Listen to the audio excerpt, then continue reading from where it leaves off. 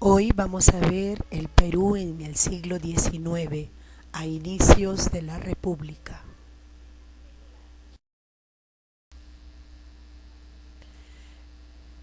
Se inicia el primer militarismo con la fundación de la República del Perú con la Constitución Liberal de 1823, realizada por el primer Congreso Constituyente. Finalmente, la continuidad económica, social y cultural en la República no se solucionó la problemática, es más, generó algunos repudios a la República. En este primer militarismo surgen momentos muy fuertes. Por ejemplo, está la rebelión de los iquichanos, se mantuvo la esclavitud en las haciendas costeñas y las instituciones que adquirieron más prestigio fueron la ICIA y el ejército.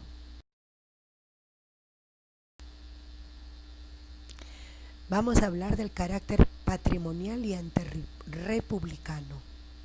El ejército al mando de un caudillo militar desactivó la movilización popular de los grupos indígenas para resguardar el orden social y económico favorable a las antiguas aristocracias criollas. El nuevo Estado será el objetivo de las facciones militares respaldadas por su respectiva aristocracia criolla regional para asegurar el poder. Así surge un Estado patrimonial y antirrepublicano que ausentó la presencia de sólidas instituciones políticas y democráticas hasta después de 1850. En este primer militarismo surgen gobiernos como el de José de la Mar, que fue elegido con apoyo de los liberales, y este gobierno se caracterizó porque se promulga la Constitución Liberal de 1828, la rebelión prorrealista de los indígenas de Iquicha en Huanta, la acción contra la influencia de Bolívar.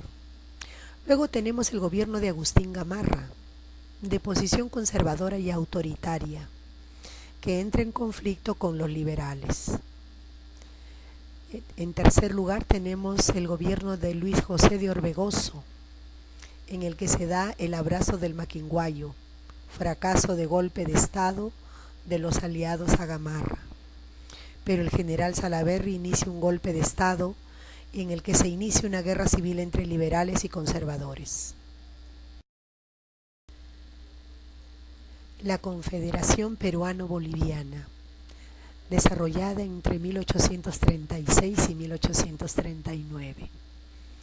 Este es un periodo donde los liberales al mando de Andrés de Santa Cruz integran por Perú y Bolivia para fortalecer el eje comercial del sur. Estas medidas afectaban el proteccionismo, es decir, el monopolio de la aristocracia limeña y la oligarquía chilena. ¿Qué características tenía esta confederación? Impulsar el eje comercial del sur, mejorar el sistema comercial y legal con la ley de puertos libres, y se impulsa la compra del trigo a Estados Unidos y no a Chile. Surgen expediciones restauradoras, que son campañas militares chilenas con apoyo de la aristocracia limeña para derrotar a Santa Cruz y disolver la Confederación.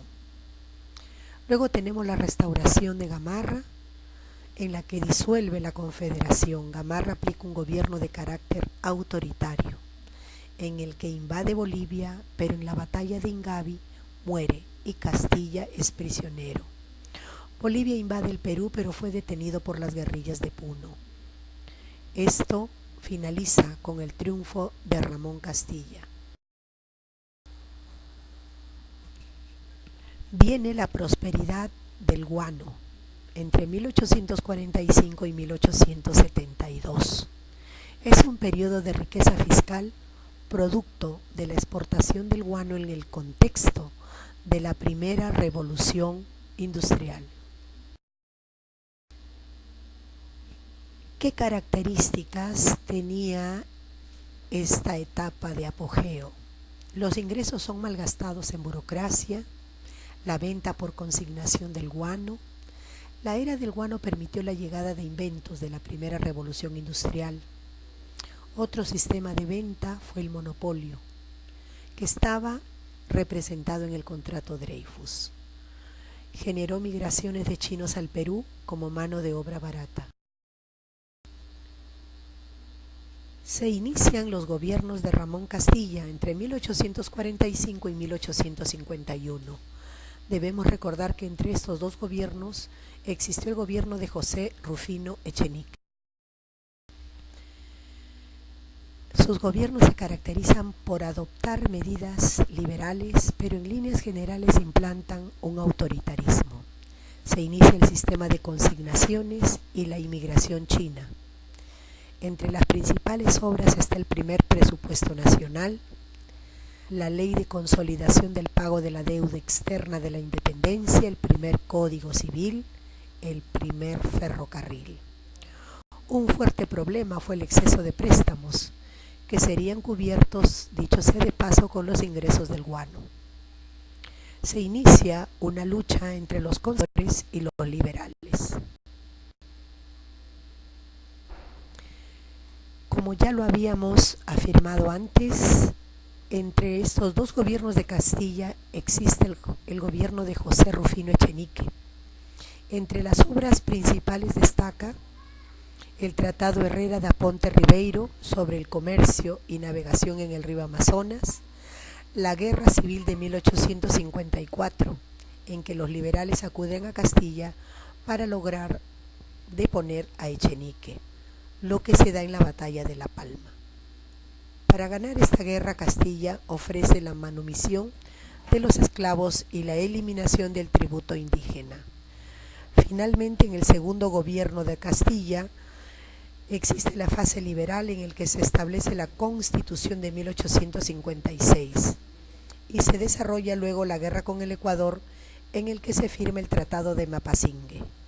En la fase conservadora, por presión de los conservadores, se redacta la Constitución de 1860 de índole moderada.